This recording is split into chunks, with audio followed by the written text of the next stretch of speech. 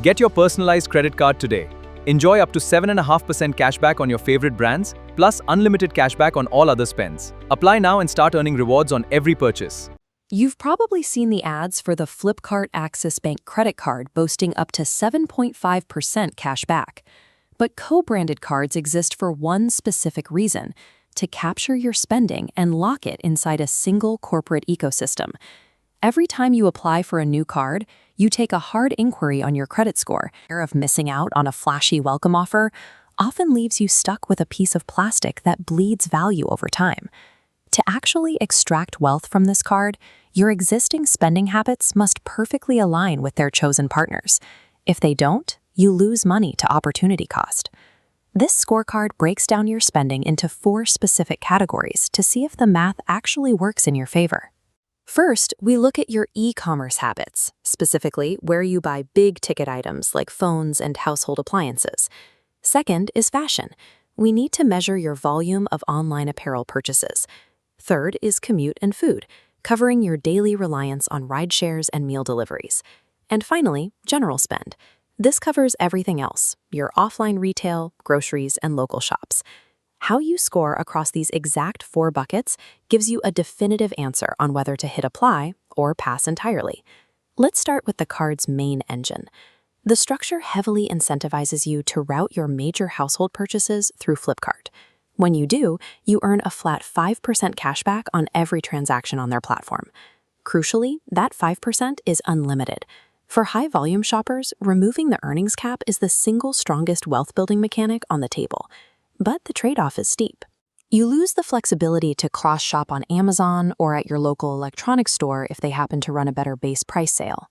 If you are an e-commerce loyalist and Flipkart is already your default app, capitalizing on this feature requires zero behavioral friction. The unlimited 5% effectively pays you to ignore the competition, mathematically encouraging you to stay in the Flipkart ecosystem even when another retailer is a few rupees cheaper. Then there is the headline marketing hook: the massive 7.5% cashback rate on Myntra. This chart compares that advertised return against the card's fine print. There is an absolute hard cap of 4,000 rupees in cashback per quarter. To actually max out that 4,000 rupee cap at a 7.5% rate, you have to spend over 53,000 rupees on Myntra every 3 months. That is drastically higher than the median Indian household's quarterly budget for online apparel. If you are a bonus hunter applying just for this specific perk, be warned. This inflated percentage is a lure to drive applications, not a target the bank expects you to hit. For the average consumer, that 7.5% rate functions more as a marketing illusion than a reliable source of passive return. When we look at daily discretionary spending, the card offers preferred rates with specific lifestyle partners, mainly Swiggy and Uber. Shifting your food delivery and commute spending exclusively to these 2 apps yields a solid 4% cashback. The catch is the necessary behavioral shift. To realize this value, you must actively ignore competitors like Zomato and Ola, regardless of surge pricing or delivery fees. For the urban convenience spender with a high monthly budget for takeout and cabs, this serves as an excellent secondary benefit. 4% is a highly competitive return, but extracting it demands rigid brand loyalty in markets where flexibility usually saves you money. The card's biggest liability surfaces the moment you use it for offline shopping, groceries, or non-partner online purchases. This graph compares the Flipkart Axis base rate against its competitors. For general spending, this card drops off completely, offering just a 1% unlimited return, while standard flat-rate alternatives sit at 1.5 or 2%. Swiping this card for your everyday offline expenses mathematically drags down your overall yearly rewards yield, due to the opportunity cost. Then there are the welcome benefits, which grant a meager 350 rupees in value upon activation. Compared to premium travel or flat-rate cards that offer thousands of rupees in immediate upfront return, this acquisition bonus barely registers. Using the Flipkart Access as your universal daily driver actively penalizes you. It is a specialized tool that must be kept strictly for its preferred corporate ecosystems. This flowchart maps out exactly who should hold this specialized tool. The first question is simple.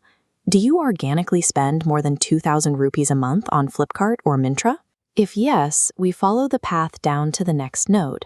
Do you use Swiggy or Uber on a weekly basis?